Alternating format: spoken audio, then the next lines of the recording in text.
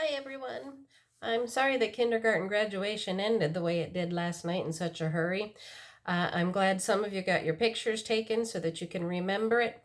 But I did have a few words that I wanted to say to you, and so here I am. First of all, I hope you like your books. I spent a lot of time going through the pictures and had some great memories doing that, putting it together for you. So I hope you like it, and I hope you liked the message I had for you at the end.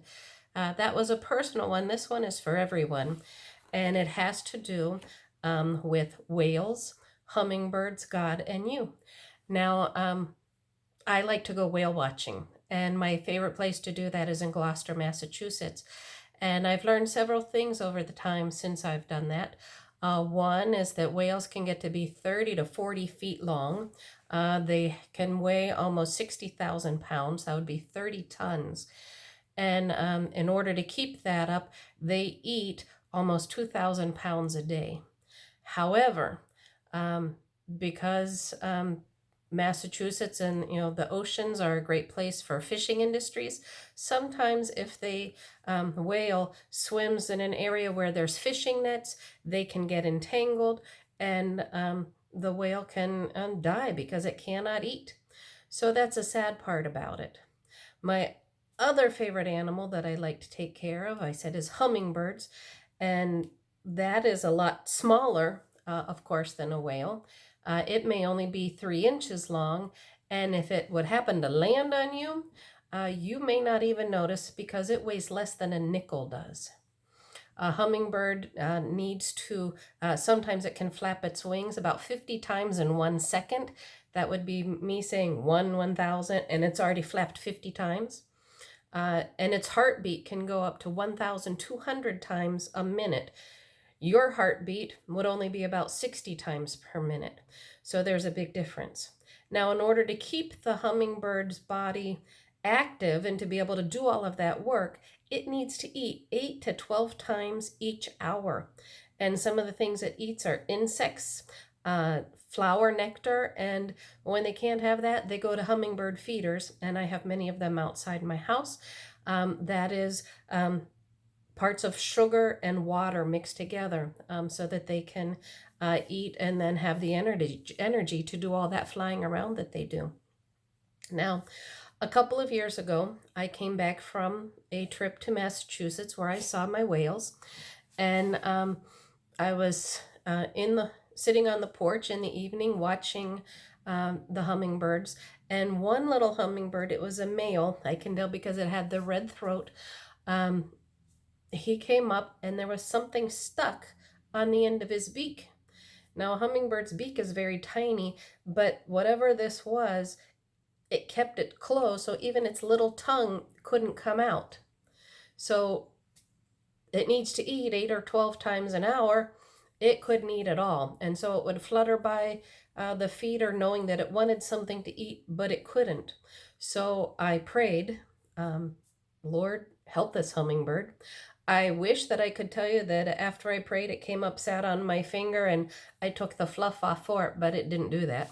I was just worried about it and continued to pray for that little hummingbird over the night.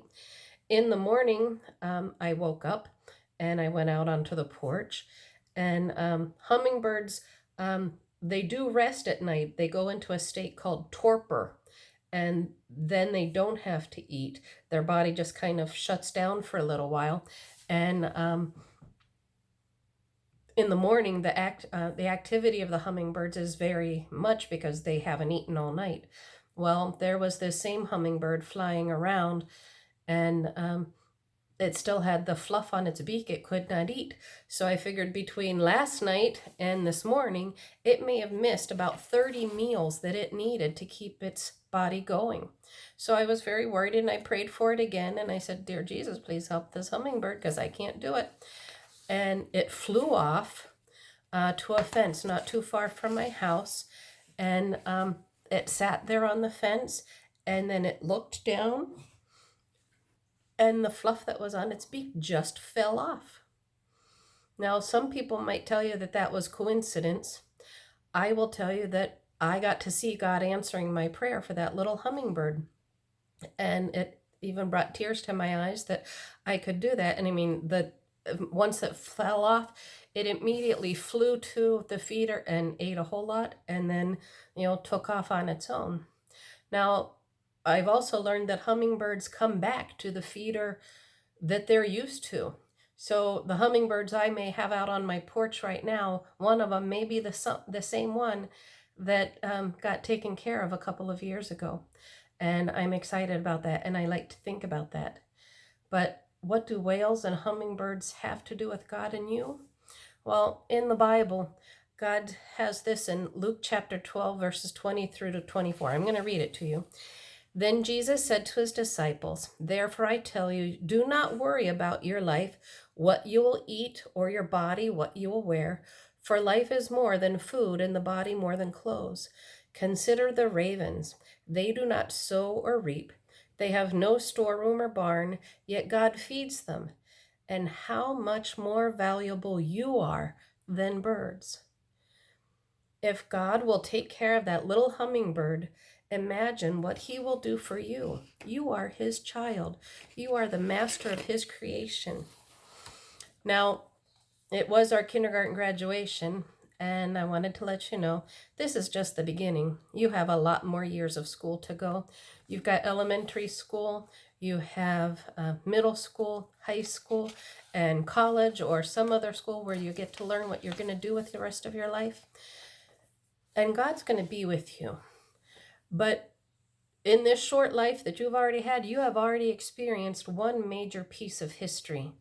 This pandemic that we have gone through this year, you will be able to tell your children and grandchildren about how you went through the coronavirus and how you were only in kindergarten when it happened. But when you tell them, I hope you let them know that your family was there with you, God was there with you, and he helped you do that. The stories that you learned this year about the Bible, about God, about Jesus, how he helped his people, those are all true. You can trust in God. You can believe in him. Always remember how much he loves you and how much he cares for you. And if you see a hummingbird and think about this little story I told you, remember you are more valuable than birds. And if God will take care of them, he will certainly take care of you. Now, I'm going to miss you. I can, enjoy the fact that my hummingbird comes back to visit every once in a while. I hope you will too.